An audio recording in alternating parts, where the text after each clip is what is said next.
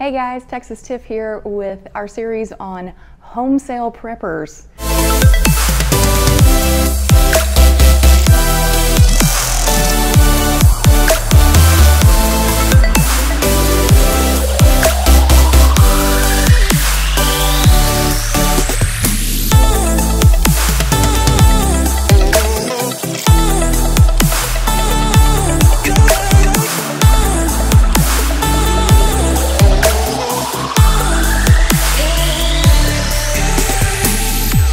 Today we're going to be talking about repairing holes in the wall that are a little bit bigger than what we're used to doing with just our spackle. So this is not going to work on something quite like that. We're going to do a little bit bigger. Now when I came and did a walkthrough with this client when we first met, we walk around the house and kind of talk about some of the things that we want to see or we want to do for them, because that's what we do. We do this for you. But if you don't have an agent like this who's going to have to, you're going to have to do this yourself. But I like to walk around with blue tape and green tape. So if you're buying a new build home, they do the same thing. When we go to your blue tape walkthrough at the end of your new build, we put blue tape on the wall where it just needs touch-up paint, but green tape shows that's where we're gonna need some texture work. So we've got some green tape that I've already marked on this because we knew we were gonna have to do this the other day when we had our appointment. So there is a kit that you can buy that comes with everything that you need. I just picked this up at Walmart. That's gonna have all the different pieces that you're gonna need to fix something like this. We're gonna do something a little bit different, but this would be a really easy thing to pick up. My client actually has teenage boys that had a basketball court hanging, or a basketball goal hanging here. So they've repaired this before. So I want to actually shave some of this down. I'll show you, it's kind of lifted a little bit there. I'm afraid if we just texture over that, it's gonna raise it up even more. It's gonna be super obvious that there was something here. So we're just gonna take a razor blade and we're gonna try and clear some of that out. I do have a drop cloth under me, so don't panic. I wanna make a mess. We just want to shave some of this down before we get started.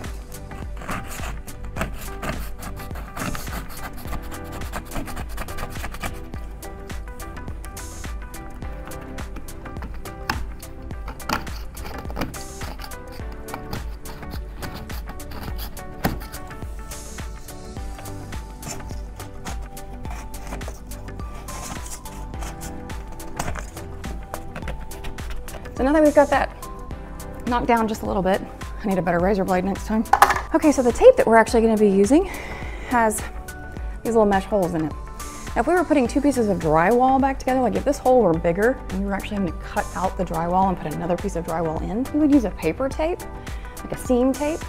In this case, because we're actually trying to cover over a hole in the wall, we want to use this mesh tape so that the mudding can actually go through, some on the top and then some through the back as well. So all we're gonna do, this is actually adhesive on the back.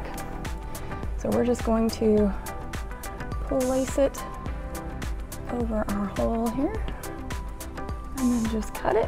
Cut it just a little past where we're going. Right there. And press it down. Probably the easiest part of this whole project. Okay, this is actually probably one of my favorite products. Not just because it's pink, but that's part of it. So this actually, when you put it on, this is our spackle that's actually gonna go through this mesh tape here for us. It goes on pink, and when it's dry, it turns white. I am probably one of the most impatient people you will meet when it comes to projects like this. I just wanna get in, get it done. I've been known to paint over stuff before it's dry, so this is great because it really helps me not do that. Now, one of the key mistakes that people make when they're doing this is they go too small. So if we only spackle around our broken area here, if you will, it's gonna be really hard for it to blend. You're gonna be able to see it later. So we're actually gonna go a little bit higher on either side, kind of about twice the length and the size there. Then we're gonna sand that down, then we're gonna texture over it. So let's see how this looks.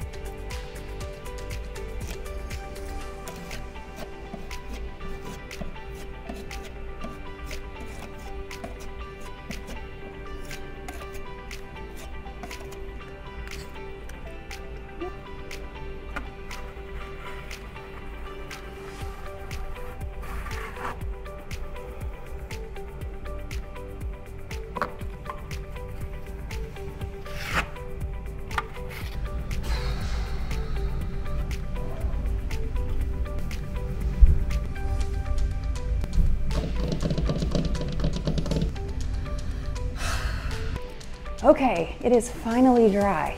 We finally just had to leave and come back. So, but you can tell because it's no longer pink, right? That it's completely dry on both sides. So now our next step is gonna be to sand that down. We wanna try and get down to just above the top of the tape and as much off the texture here as we can. This is really messy.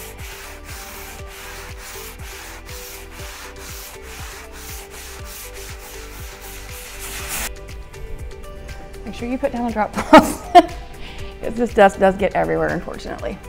As you can see, we're just starting to hit the top of that tape, so I don't want to go too much further, maybe just a little bit. Then we'll be ready to put new texture on. I'm actually going to wipe this down a little bit and get some of that dust off. Just kind of see where we are.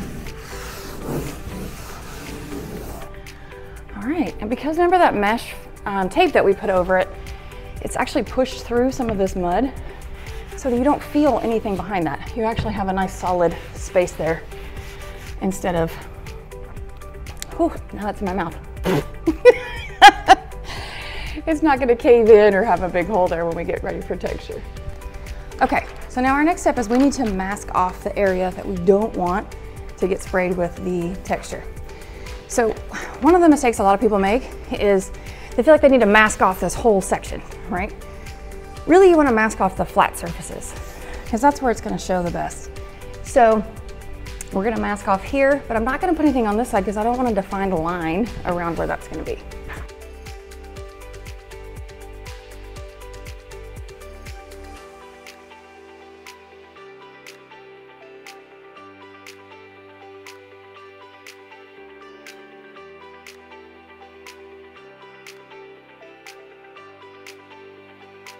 Okay, we finally got our texture finished and it's dry. So now we're gonna paint over that, blend everything back in, see how it looks. I am pretty happy with it so far already. Of course, that texture is gonna soak up a lot of paint because it's pretty dry. Judge me for my painting skills right now, that's not this video.